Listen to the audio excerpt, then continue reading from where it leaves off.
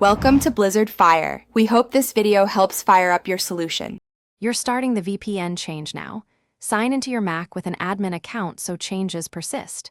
Once signed in, locate the providers. Mobile config or OpenVPN/ICAV2 config you downloaded. This avoids manual fields. Open System Settings, select Network and click Add, Plus, to create a new VPN interface. Choose the correct protocol, ICAV2, L2TP, or OpenVPN, because the protocol defines encryption and stability. You'll import the file or enter. Now configure the detailed fields so the link actually works. If you imported a profile, verify server addresses and DNS pushed by the VPN.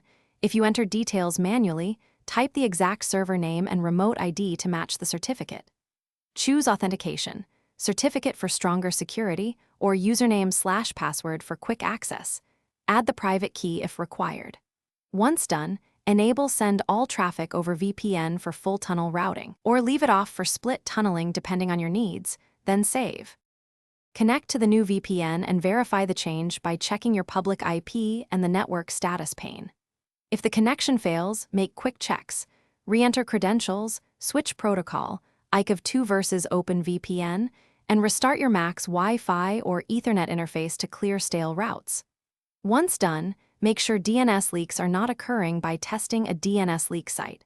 If problems persist, try another server from the provider and examine the VPN client or Mac OS logs for authentication or certificate errors.